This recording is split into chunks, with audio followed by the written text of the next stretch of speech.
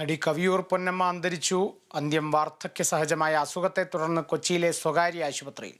വിടവാങ്ങുന്നത് അമ്മ വേഷങ്ങളെ അനശ്വരമാക്കിയ അഭിനയ പ്രതിഭ.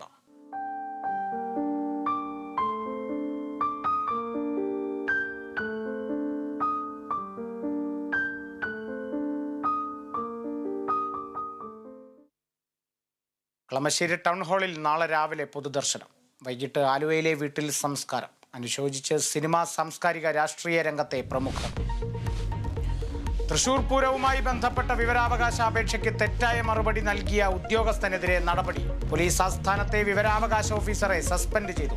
പൂരം അലങ്കോലമാക്കിയെന്ന ആരോപണത്തിൽ അന്വേഷണ റിപ്പോർട്ട് വൈകുന്നതിൽ വിവാദം. അന്വേഷണ റിപ്പോർട്ട് ആവശ്യപ്പെട്ട് VS സുനിൽകുമാർ വിവരാവകാശ അപേക്ഷ നൽകി. ജുഡീഷ്യൽ അന്വേഷണം വേണമെന്ന് കോൺഗ്രസും കേന്ദ്രമന്ത്രി സുരേഷ് ഗോപിയും. ADGP അജിത് കുമാറിനെതിരായ വിജിലൻസ് അന്വേഷണ ചുമതല തിരുവനന്തപുരം സ്പെഷ്യൽ യൂണിറ്റ് 1-ന് SP ജോൺകുട്ടി അന്വേഷണത്തിന് നേതൃത്വം നൽകും. SP സുജിത് ദാസിനുമെതിരായ അന്വേഷണ ചുമതലയും സംഘത്തിന്. ഉത്തരവ് വിജിലൻസ് ഡയറക്ടർ അന്വേഷണ സംഘത്തിന് കൈമാറി. നടിയെ ആക്രമിച്ച കേസിലെ 1-ാം പ്രതി പൾസർ സുനി ജയിൽ മോചിതനായി. വിചാരണ കോടതി ജാമ്യം അനുവദിച്ചത് കർശന ഉപാധികളോടെ.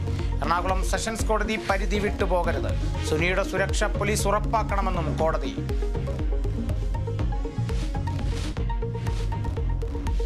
ജോലിഭാരത്തെ തുടർന്ന് ജീവനക്കാരി മരിച്ചതിൽ പരാതിയുമായി കൂടുതൽ ജീവനക്കാർ. ഇവൈ കമ്പനി ചെയർമാന് മറ്റൊരു ജീവനക്കാരി അയച്ച ഇമെയിൽ സന്ദേശം പുറത്ത്. ഇതാദ്യ സംഭവമല്ലെന്നും ഇനിയൊരു അന്ന ഉണ്ടാവരുതെന്നും സന്ദേശത്തിൽ. അന്ന 16 മണിക്കൂർ വരെ നിരന്തരം ജോലി ചെയ്തിരുന്നെന്ന് സുഹൃത്ത്.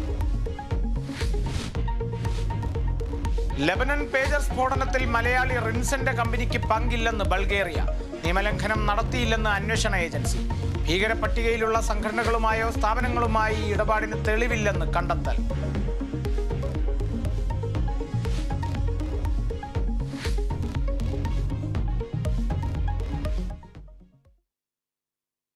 അമ്മ വേഷങ്ങളിലൂടെ